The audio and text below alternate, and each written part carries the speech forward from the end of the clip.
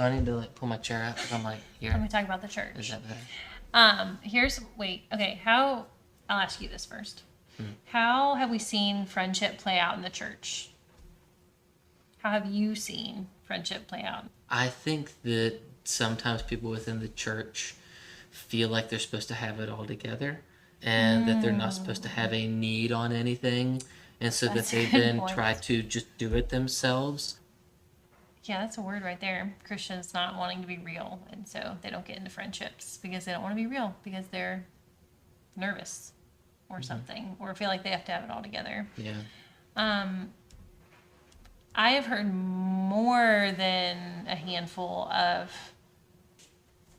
people who are Christians say that their friends who are non-Christians, their friends who are non-Christians are better friends than their friends who are Christians. And it really shouldn't be that way. Like, it really shouldn't be. It's really sad. It's really bad.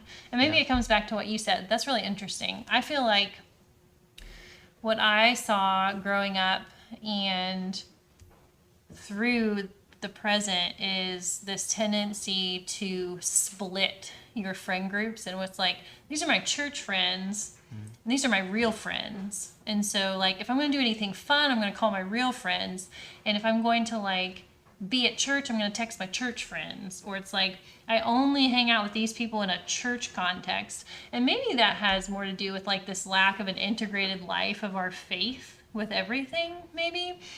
But it doesn't make any sense to me. Like, I'm like, we should be like doing all of life together, right? But I don't know. I've seen that, I feel like, my whole life with Christians. That their best friends are not in their church. Or they're not other believers. There are a lot of people who want friends, but don't have them, and they don't know what to do. They don't have community. They're like, I want that. I want the things you're talking about. I want the friends where you can be honest. They're going to show up for you. They're going to push you to be, walk with Jesus and hold you accountable to be a better person and a better Christ follower. But I don't know how to do that. I'm not good at making friends, or I can't find people who would make good friends. So you're good at making friends and like striking up conversations with random people and building friendships. You've been your whole life. That's a gift God gave you. So what do you tell them? What's like step one? How do you know who to initiate with in friendship? In friendship, to Like you're looking challenging for question. the people to be your people. Like where are you going to look? Who are you going to start talking to? Who are you going to start trying to spend time with? Like who should that be? Or how do you figure out?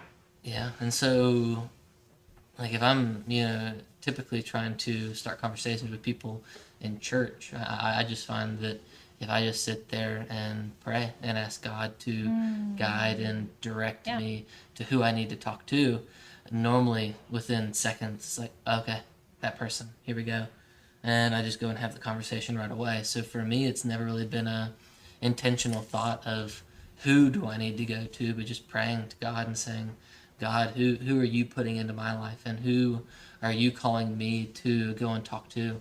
And, just asking the Holy Spirit to guide me in that interaction. And then I just go for it. So ask good questions. Ask the Holy Spirit to help you. Yeah. I prayed for friends who love the Lord and would be reliable friends to me, but also friends who would kind of encourage me and challenge me in my faith, and God has answered those prayers for sure. So first you're going to start with like the people who are already at the places you are, right? So if you go to church or where you work, or if you go to the gym, or you have a hobby, or your neighborhood, like look at the people who you're not going to have to make an extra trip, but they're right there. Like I'm going to like, you feel like you have nobody, right? So start there. And start initiating conversations. Start asking about them. Huge. Because people are willing to talk about themselves, but then you can get to know them. You're going to have to initiate the hangs and how you're going to spend time together, and you're going to have to practice hospitality and probably have them over. But also, like, when you spend time with people, then look for the people that you want to be like, and the people that encourage you, the people that it feels like it's life-giving when you spend time with them. Like the Bible talks about that. Essentially in Proverbs, it's like you become who your friends are. And so if you have limited time, like when you're a young parent and you're working and all these things, like you have to be wise and pray and ask the Lord for who he would have you invest in friendship in, right? And the people who reciprocate that too. And so I think thinking about who encourages me, who is consistent in friendship and communication while giving grace for life, and who can communicate well, and then just trusting the Lord with that. I think I think there's a lot to keep it simple. Don't overcomplicate it. simple. Don't Maybe for men. Don't overthink on things, because I'm going to believe the best in somebody else.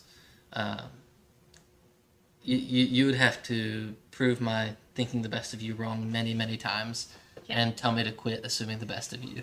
You're really good about that. And so that would be my thought is I'm not going to personally overthink a delayed no text.